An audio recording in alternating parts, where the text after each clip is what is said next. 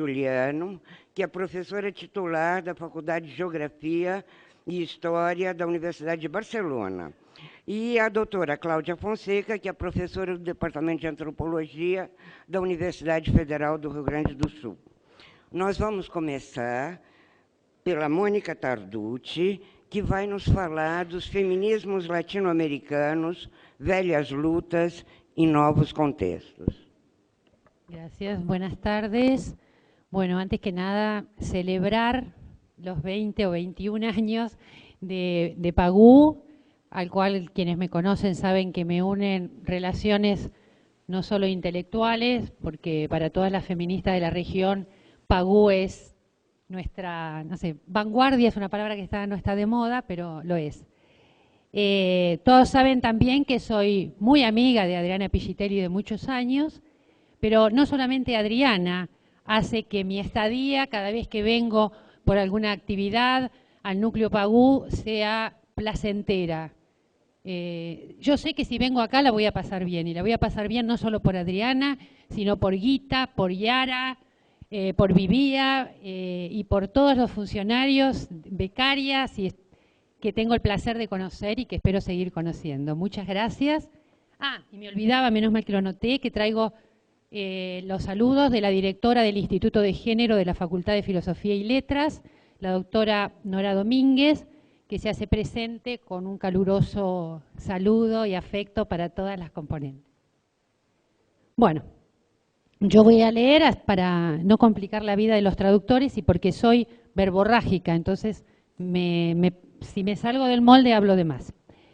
En los últimos tiempos han aparecido discusiones respecto de la situación de las mujeres en América Latina. Se habla de un empeoramiento en sus condiciones de vida, de mayor violencia hacia ellas. Y ahí deberíamos hacer una precisión das periodizações utilizadas. Porque é diferente se nós referimos a tempos longos ou tempos curtos. Como parte de um país, Argentina, que se está recompondo as instituições depois de uma ditadura cívico-militar.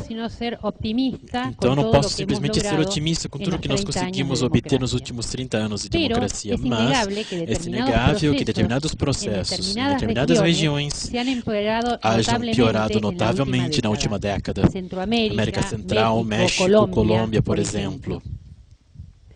Os cenários mudam e temos uma necessidade de nós buscar novas ferramentas para compreender os novos contextos. Nesse sentido, o feminismo é uma teoria crítica que revisa constantemente suas suposições. Como disse Lilian Seliberti, é um movimento que questiona, interpela e disputa sentidos teóricos e práticos, políticos e epistemológicos. Por isso, a teoria feminista e, particularmente, o ativismo feminista está sempre em processo de revisão e ressignificação dos conceitos e categorias. Uma coisa, fim da citação. Algo que não acontece em geral com outros movimentos e as teorias que o sustentam. O que está acontecendo com os feminismos na região? Se pode falar de uma região tão diversa como a América Latina? Obviamente que não.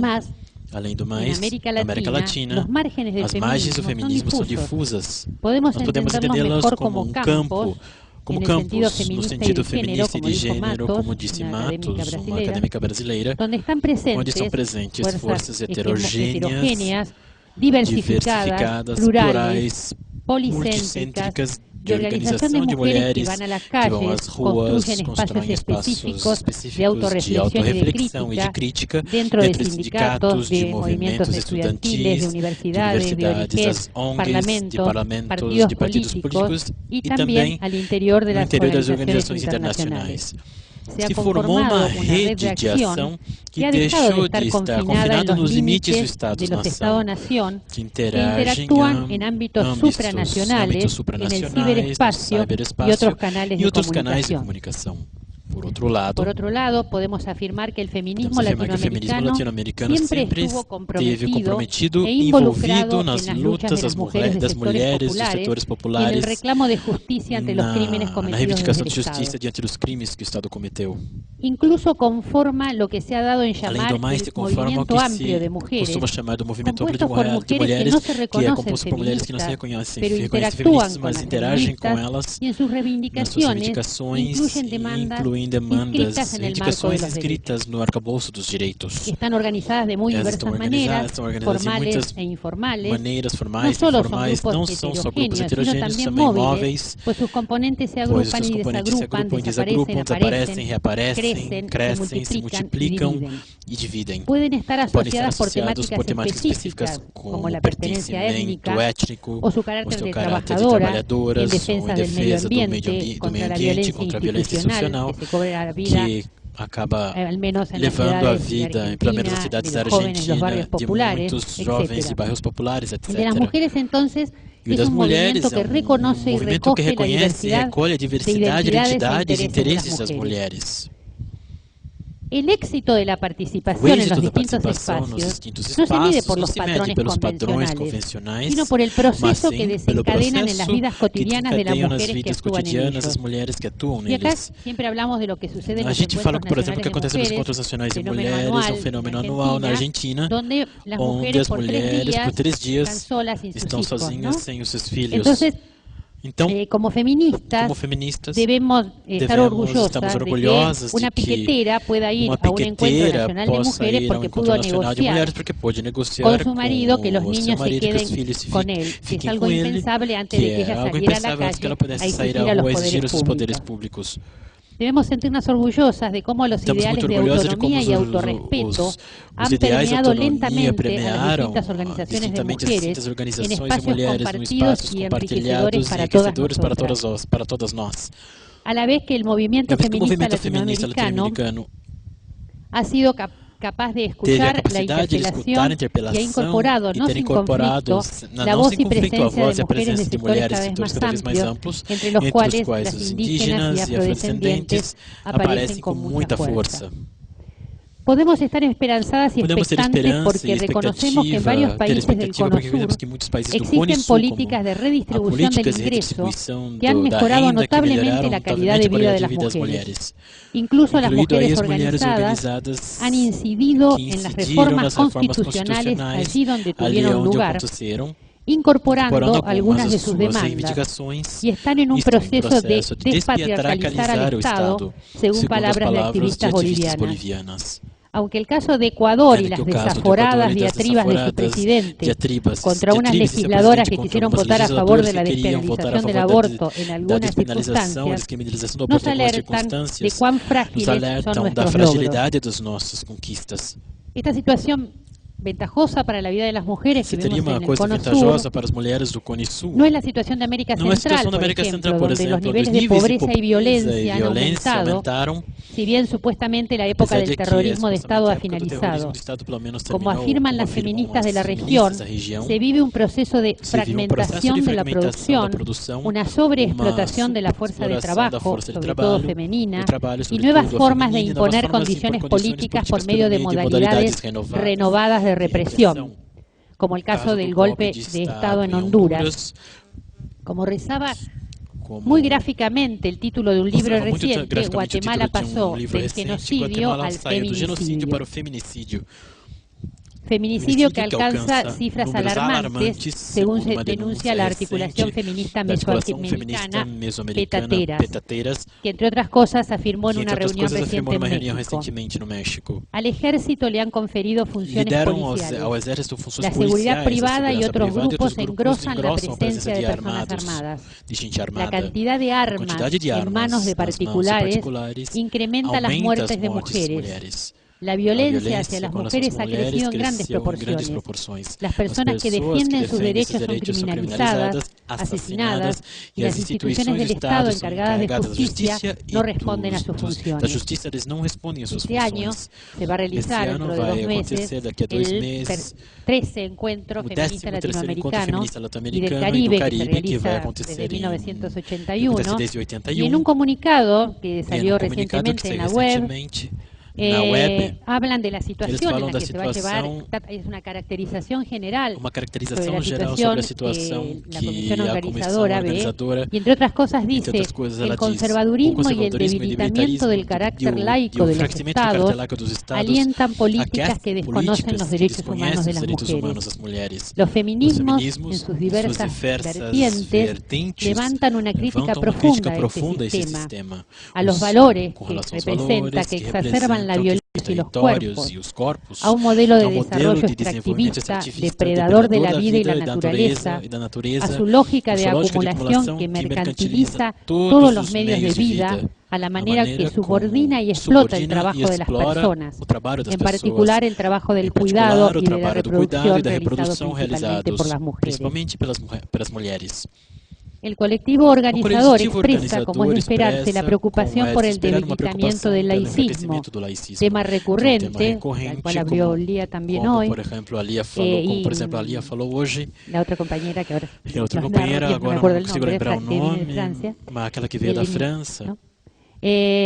Como lo vimos en el caso de Ecuador, o la prohibición de abortos no punibles en aquellos estados que lo tenían permitido, como Nicaragua, o con mayor dramatismo en El Salvador. Esa avanzada de los sectores religiosos es continuamente denunciada tanto por organizaciones de mujeres como por los mismos organismos internacionales. Sin ir más lejos, la última reunión de la Comisión de la Condición Jurídica y Social de la Mujer en Nueva York volvió otra vez sobre el problema de los estados y el fundamentalismo. Entonces, lo que vemos es que hay un retroceso en cuanto a los derechos sexuales y reproductivos. Pero en realidad, me corrijo, los derechos sexuales sí, los reproductivos no. Los reproductivos no, ese es el problema. Porque vemos que muchos estados que niegan el derecho al aborto a las mujeres no tienen ningún problema en legislar matrimonios igualitarios, identidades de género, etc. No hablo solamente por mi país, sino también, por ejemplo, con la ya nombrada Nicaragua, que derogó la ley que penalizaba la sodomía, al tiempo que también lo hacía con la que permitía el aborto en determinadas circunstancias. Y aquí quería esbozar algo que me preocupa y que por suerte no solamente a mí, ya que cada vez hay más voces de alerta, y me refiero a la insistencia en la diversidad por sobre la preocupación por la desigualdad en un mundo cada vez más injusto. Lo que remite a una confusión acerca de creer que la liberalización en la sexualidad es una medida de transformación radical en las relaciones de poder entre varones y mujeres. La tolerancia a la diversidad sexual puede ser profundamente misógina. Como Wendy Brown afirma, la tolerancia produce despolitización en los sujetos por cuanto privatiza sus diferencias conflictivas, pudiendo llegar a esencializarlas. Por otro lado, la tolerancia pone a las personas al servicio de intereses políticos muy concretos o determinados, justamente a todos aquellos que se benefician con la despolitización de los conflictos. Esa tolerancia que no ataca a la desigualdad se puede aplicar también a la proliferación de lo queer, tanto en el activismo como en la academia, cuyo sentido supuestamente cuestionador en su propuesta original hoy es utilizado como una etiqueta que no nos dice nada. En primer lugar, porque en la mayoría de los casos queer reemplaza a gay o lésbico, pero carece de la especificidad, por ejemplo, de decirse lesbiana o feminista o ambas cosas. En segundo lugar, como dice Ochi Curiel, si bien lo queer enfrenta a la heteronormatividad, su debilidad radica en que se enfrenta a ello como si el sistema sexo-género afectara igual a hombres y mujeres, como si hubiera neutralidad sobre los cuerpos, olvidando las condiciones materiales, la raza y la clase. Y acá les quería contar una anécdota de una vez que me invitaron al Centro de Estudiantes de la Facultad de Filosofía y Letras a una reunión con otras dos especialistas para tratar de modificar la currícula y que se incorporaran materias específicas de cada disciplina con una perspectiva de género. Entonces, cuando me convocan, la mesa redonda hablaba de géneros. Ya el plural me incomodó un poquito, ¿no? Pero dije, prejuicio mío. Ahora, lo verdaderamente asombroso fue leer el texto de la convocatoria, que era larguísimo, pero donde se hablaba de, cito textual, repensar una política diseminada de los cuerpos y las sexualidades diversas. En otro momento, de construir los modos hegemónicos a través de los cuales toda lógica binaria organiza biopolíticamente nuestra existencia, y así de una manera un tanto reiterativa. No solo no se mencionaba al feminismo, ni siquiera como precursor de las luchas, no se hablaba tampoco de transformar la currícula para incorporar una perspectiva de género en el análisis de cualquier problema social. Entonces, se los dije, y me llamaba raro porque yo los conozco, ese centro, conozco a varias de sus militantes, que se definen como socialistas y antiimperialistas. Y digo, qué raro que se expresen solo del campo de la sexualidad. Pero a su vez, una sexualidad que aparecía como desprovista de todo análisis de género, sino que además de carnadura de personas concretas. Y justamente, yo había ayudado a una de las chicas de esa agrupación a hacer proyectos de cosas que a ella les preocupaban mucho, porque una vez vinieron y me dijeron, Mónica, estamos en un bachillerato popular, o sea, un secundario para sectores populares, y las chicas dejan porque el novio les pega, no las deja venir a estudiar, o dejan porque tienen un bebé. Entonces les dije, qué raro que esos temas no nos convoquen, ¿no? Inclusive ese día había salido que en la altura del año, se había hecho esa reunión, había habido 119 asesinatos de mujeres, y había salido una cosa muy preocupante, que es la condición de campos de concentración de las cárceles en Argentina, y dentro de ello la situación de las mujeres. Entonces, les dije si esas cosas no les interesaba. Bueno, por supuesto, ahí se armó un revuelo bárbaro que no es motivo de hablar, pero bueno, lo quiero poner como ejemplo. Y no es que como feminista no me interese la reflexión acerca del cuerpo. Todas sabemos que en el cuerpo se expresan las diferencias vitales y que el ejercicio de la sexualidad tiene consecuencias en la vida de las mujeres que es nada menos que la reproducción. Todas sabemos que la lucha feminista le dio y le sigue dando importancia al cuerpo. Me interesa interpretar los cambios, comprender los contextos sin caer en lo snob, la aceptación acrítica de lo novedoso, pero tampoco en el conservadurismo.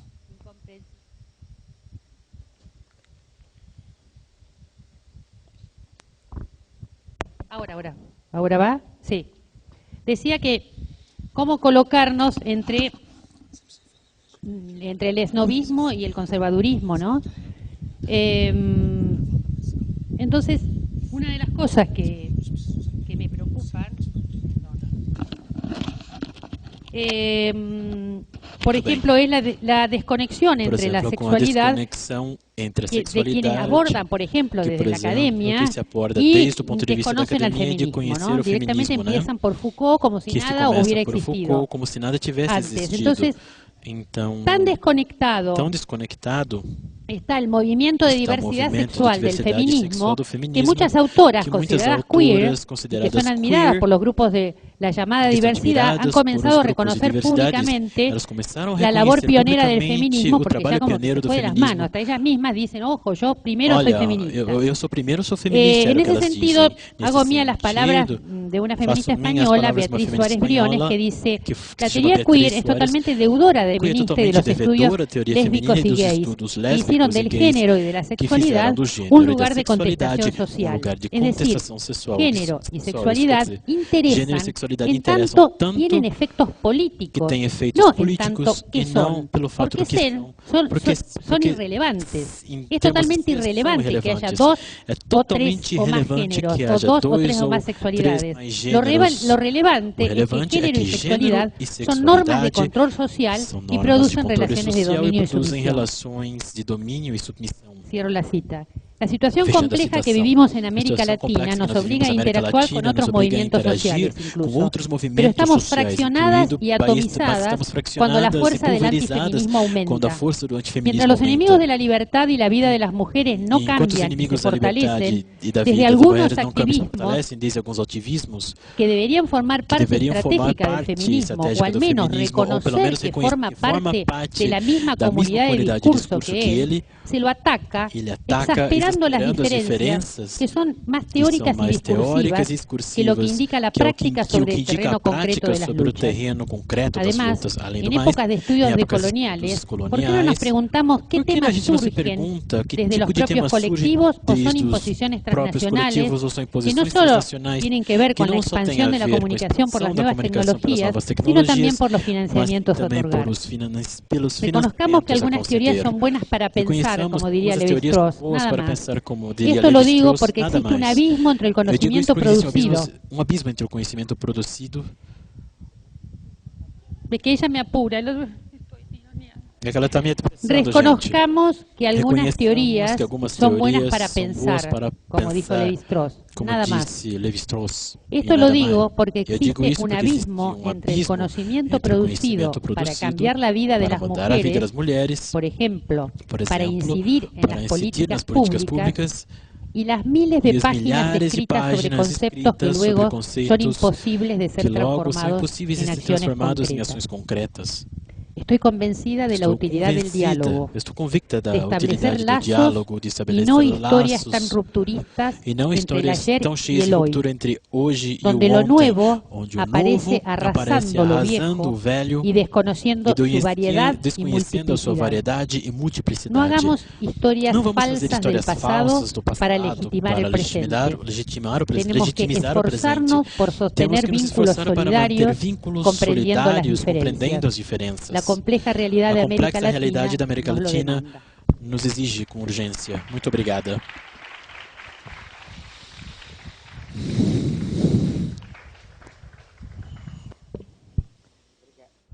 Obrigada.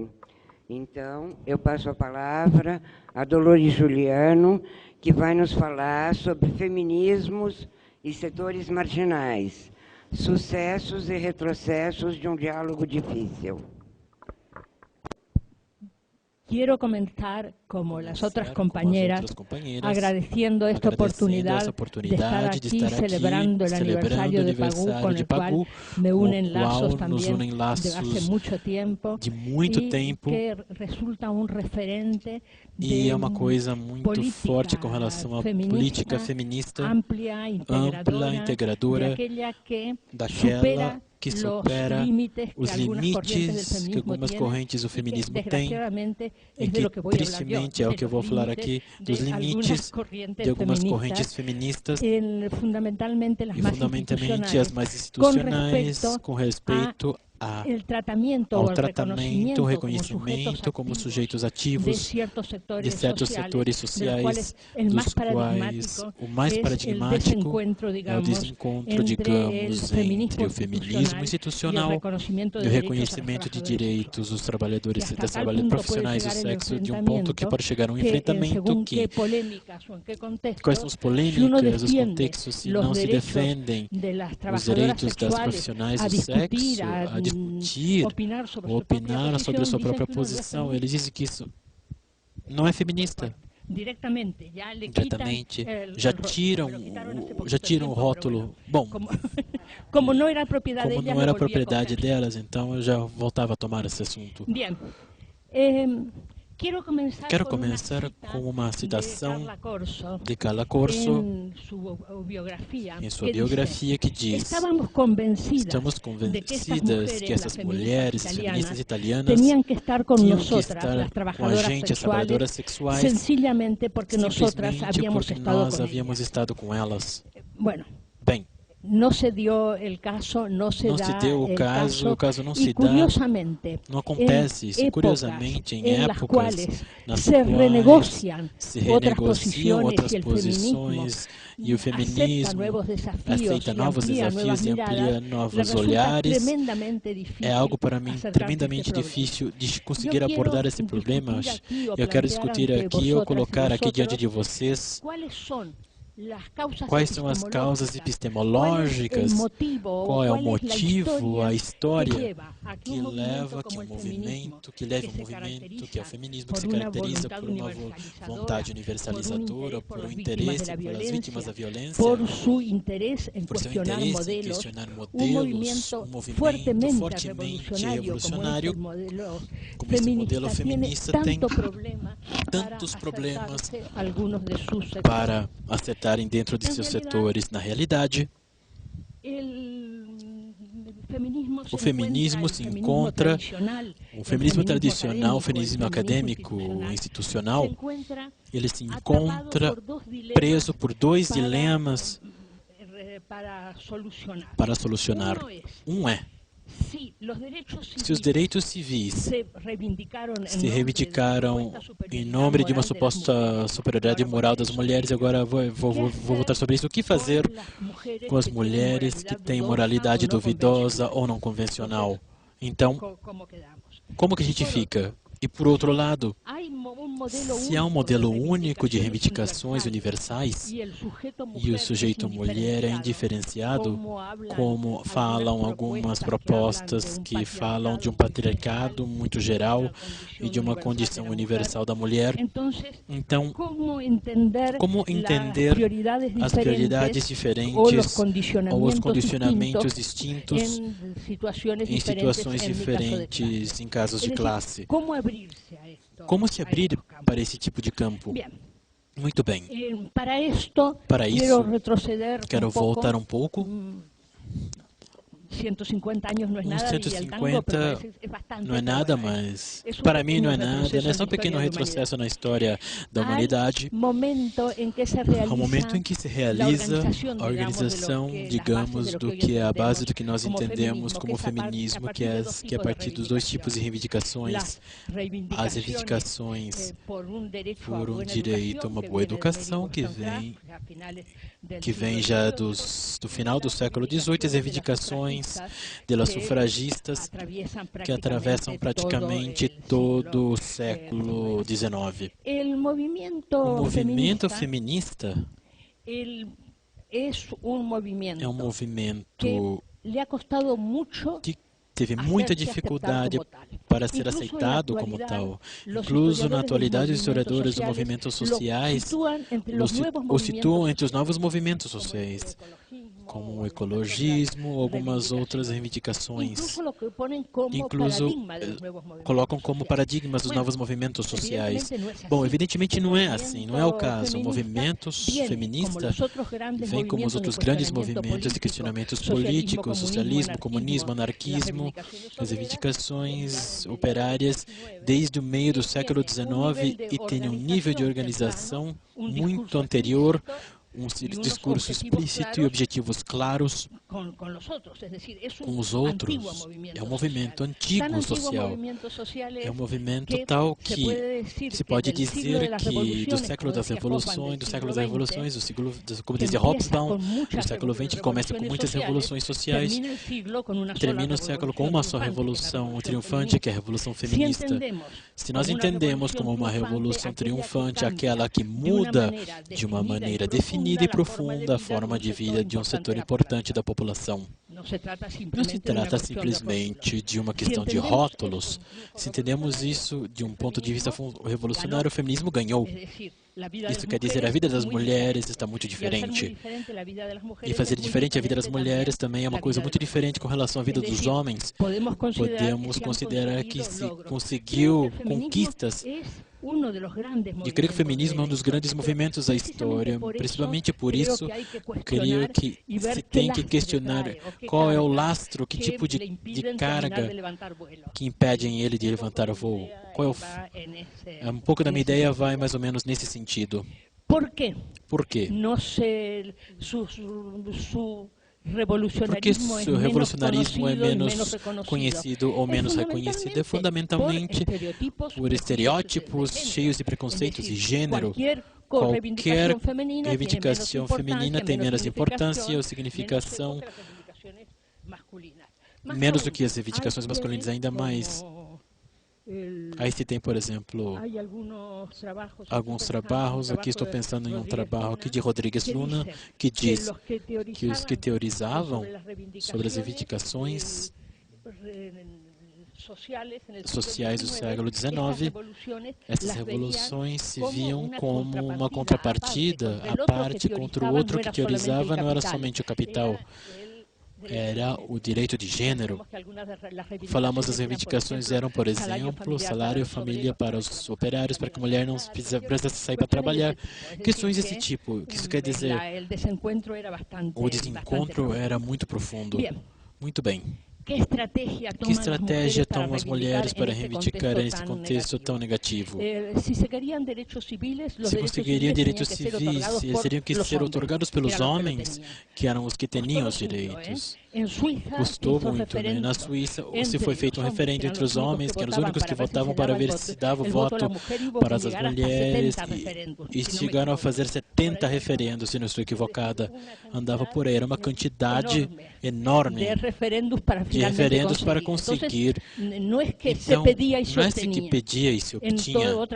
Em todas as outras partes, na Argentina, por exemplo, as mulheres faziam padrões e mesas eleitorais que não serviam para nada, mas eram femininas para mostrar que queriam votar. Trabalhavam muito e conseguiam muito pouco, finalmente. Qual é a estratégia que se impõe? É aquela que se impõe, especialmente aquela que se fundamenta nos países nórdicos puritanos, muito mais religiosos que a nossa alegre e divertida religião católica, que às vezes se tomam muito em sério, se tomam muito a sério. Esses países, as sufragistas entram na discussão de que elas necessitavam do direito de voto, porque o direito de voto melhoraria muito o nível moral da sociedade. Isso quer dizer, elas eram as educadoras, eram as mães, não bebiam, não fumavam, não jogavam, não transavam. Elas eram a parte superior do ponto de vista moral. E como parte superior tinham que ter o direito ao voto, porque esse direito melhoraria a sociedade como um todo. Os românticos, que estavam de acordo com ela, como o historiador Michelet, recorrem ao mesmo argumento, homens e mulheres que pedem o direito das votos das mulheres, todos recorrem a esse argumento. Essas mulheres praticavam, além disso, o que diziam eram mães virtuosas, as sufragistas. Apesar de que os que iam contra as sufragistas as colocavam que eram mandonas, que não atendiam aos filhos, não eram boas, porque as outras tinham bons filhos, não atendiam, eram mulheres eram honestíssimas em termos de sexo. Cada um presume do que pode. E elas tinham essa suposição. Elas eram as mesmas que faziam campanhas contra a escravidão, para melhorar precisamente o direito e também de não maltratar outros seres humanos, e campanhas a favor da lei seca. As sufragistas com frequência podiam fazer ações tais como entrar em um bar e quebrar vidros, porque isso era um vício. Elas fizeram a campanha contra o vício. E foi bem, conseguiram o direito ao voto. Os países, esses nórdicos e puritanos, que foram os primeiros que pediram voto às mulheres. A Nova Zelândia também estava incluída, mas também a partir mais ou menos do mesmo ponto. Então, tinham essa reivindicação nesse sentido. Claro, se se pede um direito a partir da superioridade moral, o que se faz com os que não têm uma superioridade moral e formam parte do próprio coletivo? O que fazemos com as prostitutas, com as delinquentes? O tema é bem difícil, é delicado, né? Em alguns casos, de alguns temas eles preferiam se calar. Das lésbicas, até ter entrado já ao século XX, era um tema que simplesmente se ignorava. Fizemos uma investigação, uma pesquisa na Espanha sobre o silêncio do tema lésbico, que era uma parte de uma estratégia. Mas, por outro lado, começaram a encontrar resquícios. Podia-se falar desse tema, porque, havia as prostitutas e as delinquentes, mas não eram elas que elegiam. Elas eram vítimas, porque alguém as obrigava. Eram homens muito maus que obrigavam a fazê-lo. Elas, pobres, não tinham. Se estavam aí tratando de tontas, era melhor do que ser uma tonta do que ser uma pecadora nesse contexto e nessa interpretação. E recorrem para isso uma semelhança, uma metáfora, uma comparação com algo que eles haviam manejado, que eles haviam trabalhado, que era a abolição da escravidão. Não, a prostituição é a escravidão. A prostituição é o novo tráfico.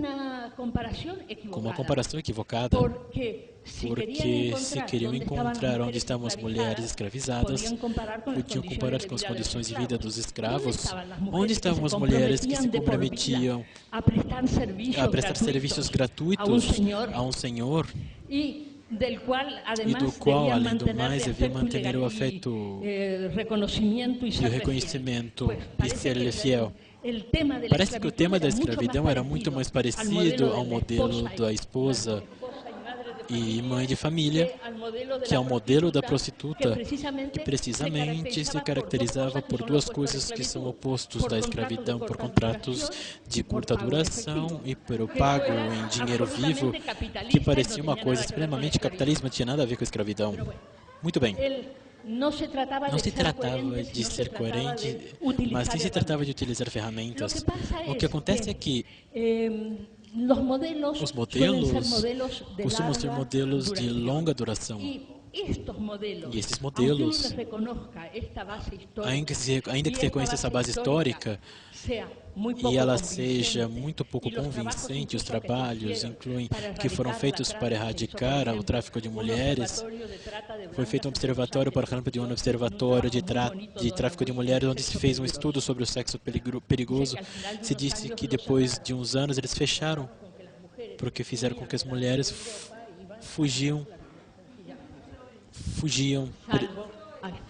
Não estamos ouvindo. Sim. Salvo com relação a alguns casos em particular, onde há mais exploração das trabalhadoras sexuais, são os casos em que o explorador pode dispor de um vínculo sobre ela que lhes autorize, por exemplo, a homens que se casam com a mulher para poder obrigá-la. Sobretudo se a mulher é uma imigrante, isso pode funcionar muito bem, porque uma mulher que se casa e tem os papéis porque é casado, se separa do marido, seja pela condição que seja, pede os papéis e tem que voltar ao país de origem. Aí já é uma situação de fraqueza institucional. Muito bem. Sobre esses temas, o que se relaciona com os discursos se transformam em discursos politicamente corretos. Então, se pode tratar esses temas, mas sempre que se tratam de um ponto de vista não exageradamente questionador. Se pode falar da cultura da pobreza, se pode falar dos desajustes ecológicos, da família desestruturadas, da escravidão e degradação das trabalhadoras do sexo, da mercantilização, das retribuição do sexo, qualquer tema que resulte conflitivo pode ter uma entrada politicamente correta. E essa entrada politicamente correta é compartilhada pelas instituições oficiais, instituições assistenciais e a parte do movimento feminista mais apegada às instituições e a trabalhar a partir de pressupostos que são tão simples como este. Nas últimas décadas, evidentemente, há alguns avanços nesse sentido. As novas correntes do novo feminismo, da qual se falava, por exemplo, a mês anterior, o feminismo jovens, os movimentos mais questionadores, têm menos dificuldade em chegar perto desses temas. De qualquer maneira, o tema segue sendo objeto de uma repressão que é importante, porque as feministas, inclusive as institucionais, quando tomam um tema que parece ser muito questionador da moral existente, como o tema do aborto, já estão jogando uma carta forte e normalmente não jogam ao mesmo tempo o pedido de aborto e ao mesmo tempo o pedido de reconhecimento de direitos legais às trabalhadoras do sexo. Jogam as cartas que lhe parecem melhores e talvez, se não curiosamente, afetam setores mais enquadrados dentro de determinados níveis sociais. Problema que afeta mulheres de todas as classes sociais, como o maltrato, o aborto. É mais fácil que sejam tratados que problemas que são igualmente e que afetam solamente a determinados setores de população, como imigrantes, sem papéis, trabalhadoras sexuais, mulheres pobres. Essas coisas determinam a prostituição ou o delito. Estes são temas aos quais é muito difícil chegar de abordar. O questionamento deles incomoda as instituições assistenciais, voluntárias, caritativas, mas também a setores importantes do feminismo. Um outro tema. Um outro dilema com o qual se encontra é de generalizar os problemas das mulheres. O feminismo, em suas origens, é um movimento que defende o direito de todas as mulheres, ou das brancas, de classe média alta, ou dos países desenvolvidos. Isso quer dizer, as suas necessidades, as suas reivindicações são as que se consideram universais. E se pode ver claramente o tema da reivindicação, primeiramente, que Sagomos falava das reivindicações do sufrágio universal. As sufragistas diziam, ou algumas delas, uma delas disse uma vez, e ela voltou para reclamar, por que chegam para mim a um direito que... Perdi, não estou ouvindo. Poderiam haver dito que se trata alguns de classe alta. Não sei se me disseram ou não. Se trata de uma reivindicação principal que as mulheres tinham naquele momento. Estavam nas fábricas cobrando salários mínimos, alguns horários, trabalhos básicos, sem uma proteção de trabalho de nenhuma classe. Havia outras urgências. Não estava mal, mas parece que a questão do sufrágio era uma reivindicação absolutamente necessária, porque todas as outras coisas somente se podia modificar modificando as leis, e somente se pode modificar as leis através de um ponto de vista político. Era uma reivindicação justa, mas o que é evidente que não era a única reivindicação que se podia necessitar. Esse desconhecer foi questionado de dois modelos. E, em primeiro lugar, a gente já sabe muito bem, é das afro-americanas, que criticam a obsessão de sublinhar a opressão de gêneros das mulheres brancas e desenvolvem um programa político muito amplo nesse sentido, que se conseguiu ouvir para que elas possam ser levadas em conta. Nós viemos de um passado colonial e neocolonial.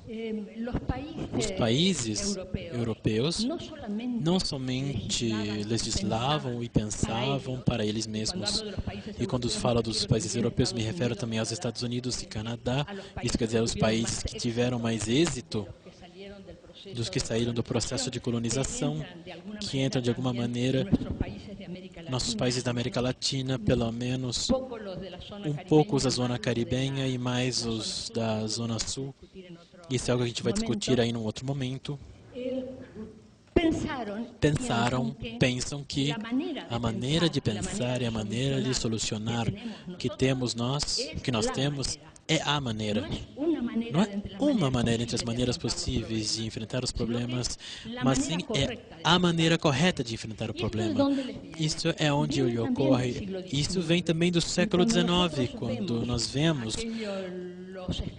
aqueles escritores de esquerda, Marx e assim por diante, quando falam do sentido da história, quando falam do sentido da evolução que passa por estágios e depois do capitalismo vem o socialismo, porque é o caminho, vai nesse sentido. Estou falando de um caminho único. Estou falando que mais tarde, mais cedo ou mais tarde, os outros países chegarão a esses níveis. Pois as feministas também pensaram em alguns casos, e também em alguns casos pensam que há um único caminho às reivindicações, que a que tem as opções diferentes simplesmente estão equivocadas ou ainda não caminharam o suficiente, um caminho suficiente. Na realidade, a gente vê isso de uma maneira com muita frequência na falta de interesse real por compreender algumas das reivindicações, por exemplo, das mulheres africanas ou das mulheres muçulmanas. Havia um livro que eu não quero agora fazer propaganda grátis, então vou até simplesmente vou me esquecer das autoras. Na verdade, eu não me lembro delas mesmo. Que estava escrita por duas deputadas do PP e que dizia que falava do feminismo. O feminismo islâmico era uma contradição, porque para ser feminista tinha que deixar de ser islâmica. Como isso não acontecia, que falar do catolicismo feminismo é uma coisa contradição, e porém isso não ocorre de ser católica simplesmente para ser feminista, mas as outras têm que deixar islâmicas para ser feminista. É uma coisa muito forte, é uma maneira de não entender. E, por outra parte, dar absoluta preponderância aos pequenos elementos que nos diferenciam, por exemplo, maneiras diferentes de vestir, que os elementos que nos unem, reivindicações comuns, trabalhando com mulheres muçulmanas, o fato de colocar ou não o véuzinho não preocupa nada.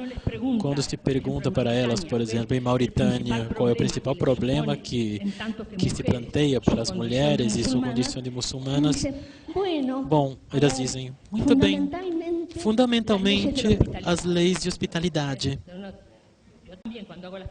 Quando eu faço a pergunta, eu espero que eles me digam que o Islã corta os seus direitos. Na verdade, são as leis de hospitalidade que incomodam, e isso me surpreende. É claro que vocês imaginam, com povos tradicionalmente nômades, a hospitalidade, tem que dar hospitalidade para qualquer pessoa que aparece. Então tem que convidar a pessoa para comer. Então as leis de hospitalidade, a gente tem que comer com essas pessoas. O convidado vem, a gente tem que comer. Aí chega às 2 horas a pessoa, eu vou ter que comer com a pessoa de novo. E às 3 horas aparece uma outra pessoa, a gente vai ter que voltar a comer com essa pessoa de novo. Isso é uma coisa terrível. Bom, está bem? Bom, ainda por cima isso engorda.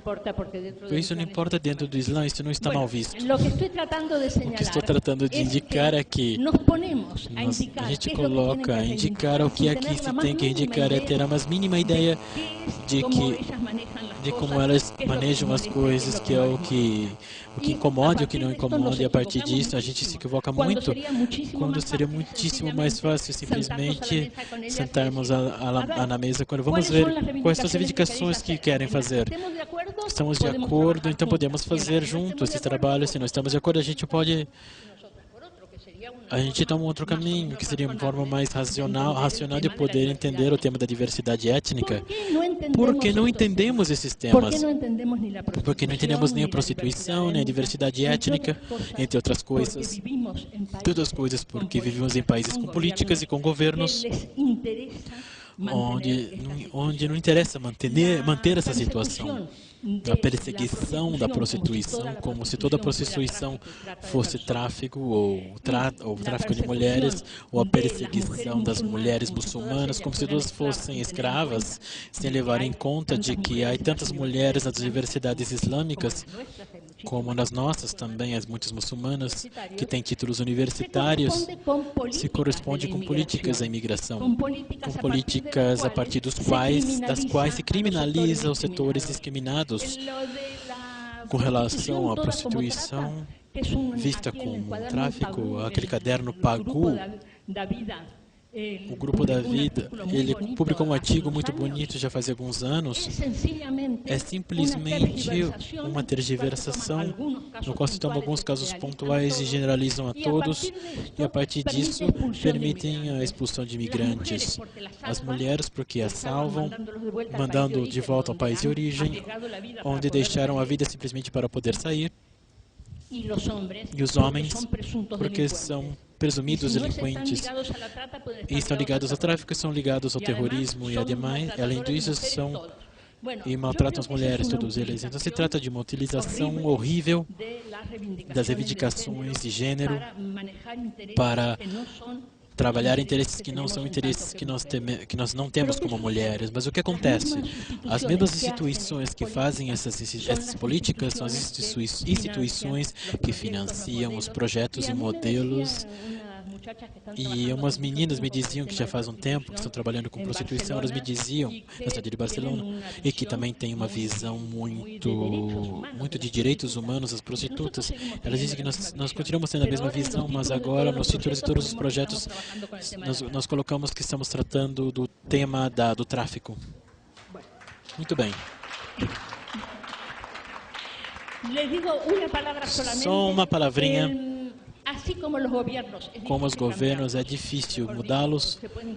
Eles podem mudar, mas não podemos cambiar de aqui ou agora ou a partir do discurso. No caso do feminismo, o feminismo tem as ferramentas teóricas e a vontade, no fundo, de fazer as mudanças. As ferramentas teóricas, o conhecimento posicionado, a aceitação das diversidades dos problemas, a ingerência de novos setores que cada um vai colocando novas propostas. E a partir desse momento, é de pensar que poderão seguir fazendo uma pressão até os ramos mais esclerosados do feminismo, que se mostram, todavia, ainda muito relutantes a incorporar algum tipo de reconhecimento desses setores. Esperemos que se possa solucionar. Muito obrigada.